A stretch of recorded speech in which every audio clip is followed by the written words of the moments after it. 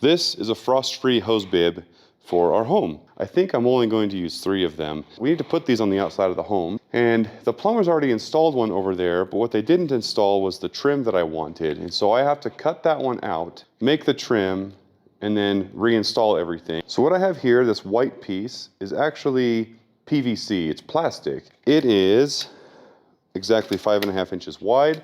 So I'm going to cut a piece off 5.5 inches, making it as close to square as I can.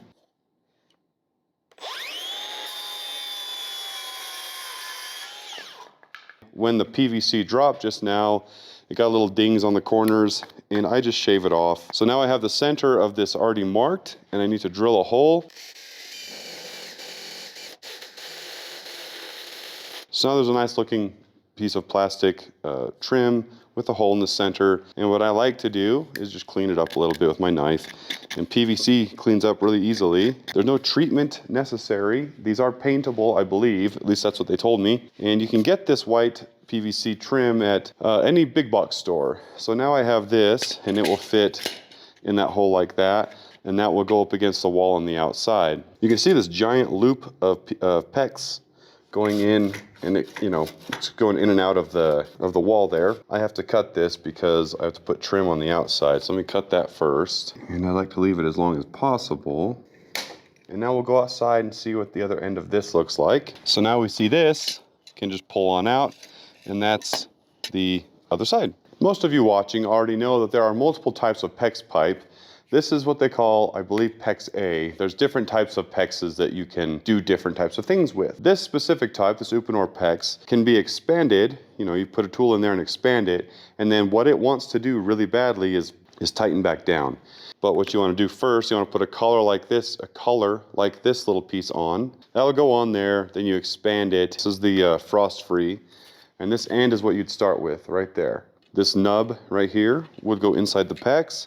And the one we just cut off, you can see, has it on there. They have manual ones you can do with your hand, or they have this one, and they have many others, but this is the one I bought that will spread it, and you can see,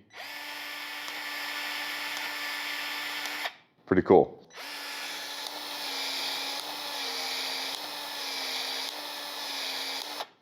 There, now that PEX is stretched, and it's gonna very slowly go back into its original shape. So the next thing I wanna do is send this outside, and it keeps wanting to snap back on me, so I'm gonna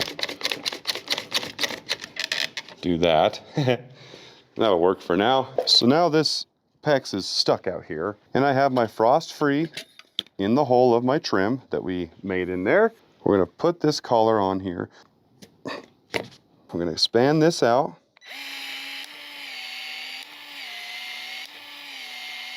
Now I have a little bit of time, a few seconds I guess, but I want to get it in there as quick as possible. See, it was kind of even tough doing that. And now I just kind of hold it in place, let's say 30 seconds.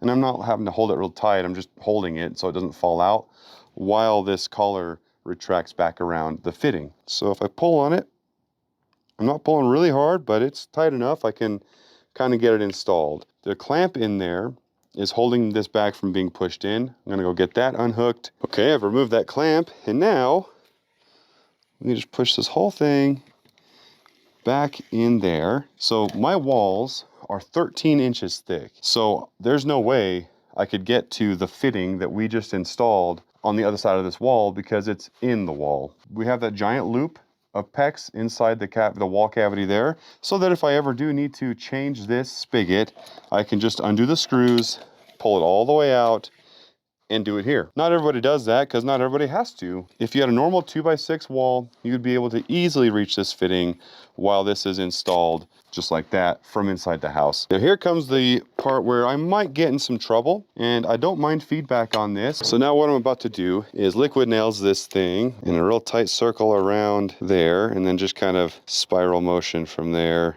Make sure I get it towards the edges. And this is what I'm not too sure about, to be fair, is whether this will work beautifully or not, because the only thing that's going to be holding all of this to the wall is that liquid nails.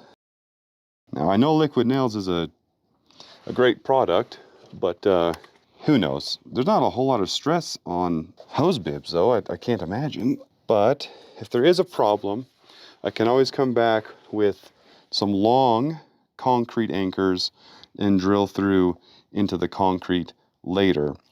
I don't think there will be a problem though.